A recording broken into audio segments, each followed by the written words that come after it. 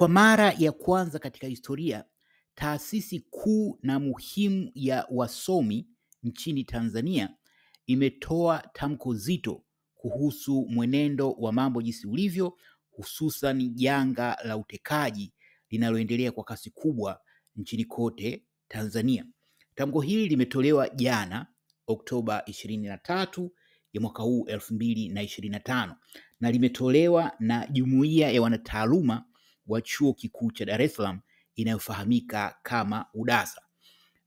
Tamko hili lina kurasa 12, lakini Jasusi TV imelipitia na hapa inakuletea muhtasari wa hoja zote muhimu zilizogusiwa katika tamko hili. Kwa nini tamko hili ni muhimu? Kama ambavyo nilieleza kwenye tamko lililotolewa juzi na taasisi ya kimataifa ya Amnesty International inayojihusisha na masuala ya haki za binadamu, tamko hili la UDASA pia lina umuhimu kama lile la Amnesty International, kwa sababu kwa upande mmoja huu ni uthibitisho, hizi ni taasisi zinazoheshimika. Kwa hiyo matamko kama haya yanapigia mstari kwamba kweli kuna tatizo, kwa sababu mara kadhaa tumesikia viongozi mbalimbali wa serikali pamoja na wa Chama cha Mapinduzi wakidai kwamba masuala kama ya utekaji ni porojo au ni propaganda, ni vitu ambavyo havipo. Jeshi la polisi mara kwa mara limekuwa likipuuzia matukio ya utekaji, lakini matamko ya taasisi muhimu kama hii ya UDASA na ile Amnesty International inapigia mstari kwamba haya yanayozungumzwa, yanayolalamikiwa na Watanzania ni matatizo halisi yapo. Hilo moja, lakini pili, endapo huko mbele zitafanyika jitihada za kutafuta haki kimataifa, kwa mfano kwenda kwenye mahakama za kimataifa kutafuta haki dhidi yanayojihusisha na matukio haya, basi ripoti kama hizi zitakuwa ushahidi muhimu, kwa sababu taasisi hizi zina hadhi sio tu kitaifa bali pia kimataifa.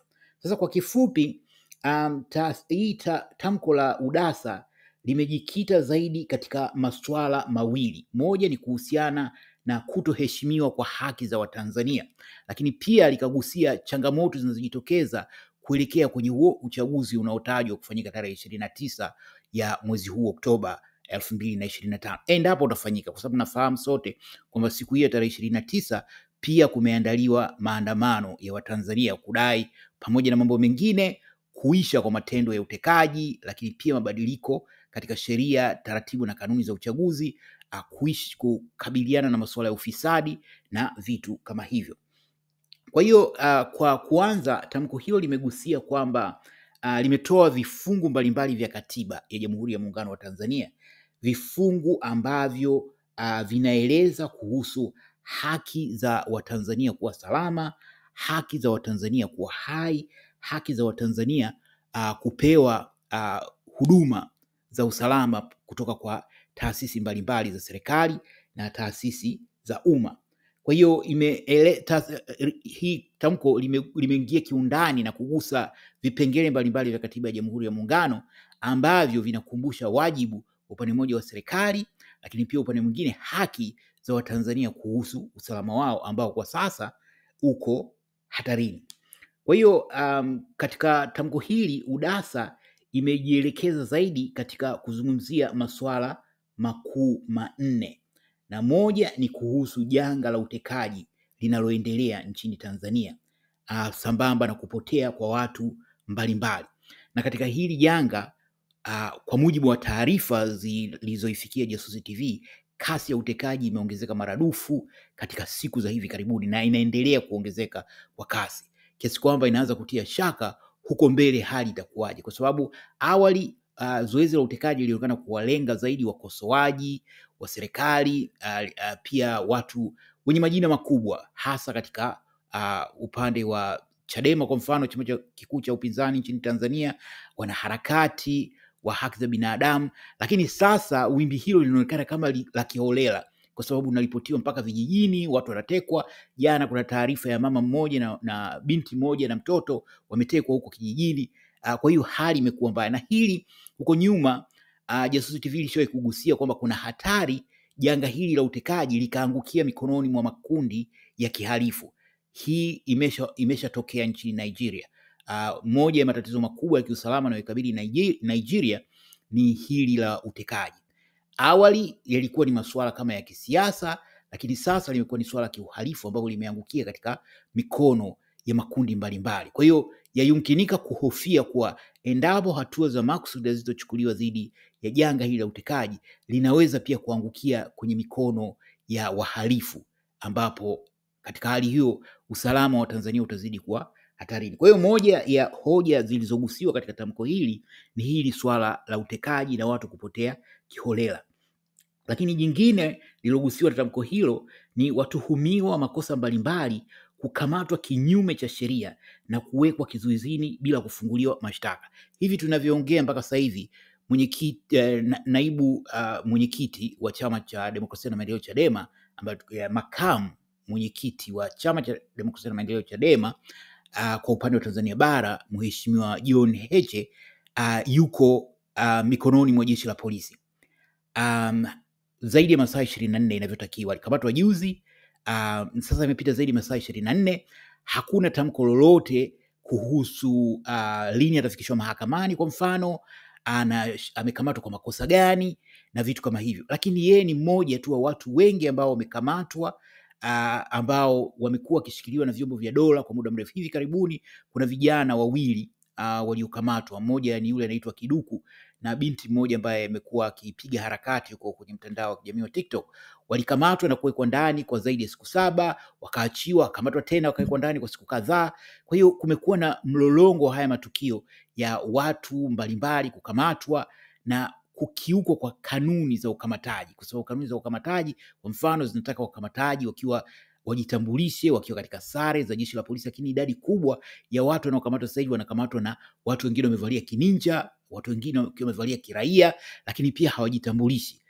Na inalichukua jeshi la polisi muda mrefu kutamka kama limemshikilia mtu wa namna fulani, na hii inatokea tu pale ambapo aidha mtu aliyekamatwa au pengine kutekwa alionekana machoni mwa watu. Kwa hiyo kunakuwa na shinikizo kwenye mitandao ya kijamii kwamba fulani aachiwe, fulani akamatwa jeshi la polisi. Lile shinikizo linapelekea baadaye jeshi la polisi kukiri kwamba linamshikilia mtu fulani. Lakini hata hivyo inakuwa ni zaidi ya ule muda ambao unaruhusiwa kisheria jeshi la polisi kumshikilia mtu fulani. Kwa hiyo UDASA imelalamikia kuhusu hilo pia. Lakini tatu, UDASA imegusia kuhusu wananchi na vyama vya upinzani kunyimwa haki sawa katika kushiriki katika mchakato wa kidemokrasia. Hili liko wazi na wahanga wakubwa katika hili ni Chama cha Demokrasia na Maendeleo Chadema. Muda huu tunaongea, mwenyekiti wa taifa wa chama hicho Mheshimiwa Tundu Antipas Lissu yuko jela katika kesi inayodaiwa kuwa ya uhaini, ambayo kila mtu mwenye akili timamu anajua kuwa kesi ni ya kisiasa. Lakini kama hilo halitoshi, makamu mwenyekiti ambaye ndio kama naibu mwenyekiti wa taifa wa Chadema Mheshimiwa Heche naye amekamatwa na sasa amepita zaidi ya masaa 48. Hakuna maelezo ya kutosha kwa nini amekamatwa, hakuna maelezo ya kutosha kama lini atafikishwa mahakamani, na hakuna maelezo kuhusu kama anastahili kupata dhamana na vitu kama hivyo. Sasa katika mazingira tu ya kawaida, chama kikuu cha upinzani, mwenyekiti yuko ndani kwa kesi ya mchongo ya uhaini, makamu mwenyekiti amekamatwa, ana zaidi ya masaa 48, hakuna maelezo kwa nini amekamatwa, lini anafikishwa mahakamani. Hayo tu yanatosha kuonyesha kwamba kuna mlolongo wa matukio ambayo yanakilenga chama hiki. Lakini hilo ni moja tu kati ya mengi yanayoendelea ndani dhidi ya Chama cha Demokrasia na Maendeleo Chadema, ikiwa ni pamoja na kunyimwa ruzuku, ikiwa ni pamoja na uongozi wake kutenguliwa, ikiwa kuzuiwa shughuli zake za kisiasa. Kwa hiyo kibaya zaidi ni kwamba huko nyuma ukandamizaji dhidi ya vyama vya upinzani hasa Chadema ulikuwa ukifanyika katika hali fulani kama ya usiri. Lakini kwa bahati mbaya katika zama hizi, kama ilivyo janga la utekaji, hakuna aibu.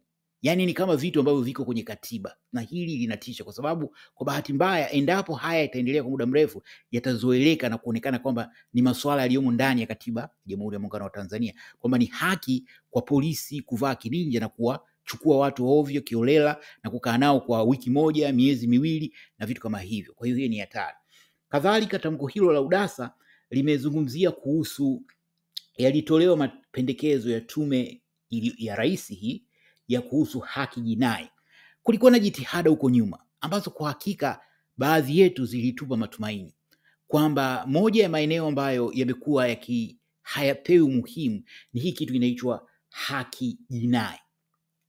criminal justice system, ambayo kwa hakika ilikuwa inajaribu kutupia jicho katika mtizamo chanya kuhusiana na watu ambao pengine wamekamatwa, watu walioko magerezani na watu ambao pengine wanaonekana kama wamefanya vitu kinyume cha sheria, lakini kwamba wale watu bado wanabakiwa na haki zao. Kwa hiyo licha ya kuwa wamevunja sheria au labda wamekutwa na makosa, lakini haki zao za msingi zinastahili kuendelea kuwepo. Na katika hili unaweza kutupia jicho kwa mfano kesi ya Mheshimiwa Lissu. Yeye mpaka muda huu ni mtuhumiwa, lakini muda huu yupo gerezani akiwa amekaa na watu waliohukumiwa kunyongwa. Sasa hii sio haki, kwa sababu kwa kufanya hivyo ni kama tayari ameshahukumiwa kabla ya hukumu kuwa imetolewa. Kwa hiyo tamko limegusia pia kuhusu matukio ya utekaji, hasa janga la watu wasiojulikana.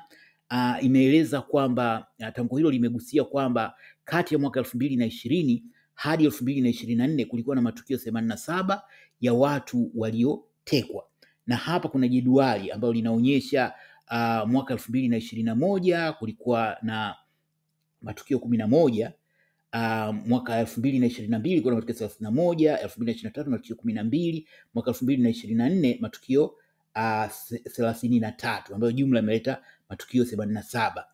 Lakini haya ni kwa mujibu wa takwimu walizokusanya. Of course tunafahamu kwamba hadi muda huu tunaongea zaidi ya watu 200 wameshatekwa, lakini hao 200 ni kwa mujibu wa takwimu zilizopatikana siku 2-3 zilizopita. Kinafahamika kuwa katika wiki hizi 2 kumekuwa na ongezeko kubwa sana watu kutekwa. Kwa hiyo idadi ya waliotekwa ni kubwa zaidi ya hao 200. Kwa hiyo tamko limetoa pia mifano mbalimbali ya kutekwa kwanza kwa kuuawa kwa kiongozi mwandamizi wa Chama cha Demokrasia na Maendeleo Chadema, marehemu Mzee Ali Kibao. Kama unavyofahamu kwamba alitekwa, akatobolewa macho, wakamuua, halafu wakamwagia tindikali maiti yake. Unyama mkubwa. Halafu pia tamko limegusia kuhusu kutekwa kwa Deusdedith Soka na wenzie. Limegusia pia tukio la kutekwa kwa Mdude Nyagali maarufu kama Mdude Chadema, ambaye alivamiwa na watu wakampiga na baadaye wakaondoka naye na mpaka leo hajapatikana. Hii ilikuwa ni Mei mwaka huu 2025. Kadhalika imegusia kuhusu tukio la hivi karibuni la kutekwa kwa Balozi Humphrey Polepole, ambaye mpaka sasa hivi hakuna taarifa yote kuhusiana na taarifa za kusikitisha zinadai kuwa tayari wamemtoa uhai. Hata hivyo hili bado halijaweza kuthibitishwa rasmi. Kwa hiyo uzito wa hili tamko ni ukweli kwamba taasisi muhimu kama hii inapigia mstari kuhusu yanayoendelea nchini Tanzania, na inaweza kuwa na impact kubwa endapo huko mbele kutahitajika kuchukua hatua za kisheria dhidi ya unyama unaoendelea. Je, una maoni gani kuhusiana na tamko hili? Karibu utoe maoni yako hapo kwenye comment. Asanteni na kwaherini.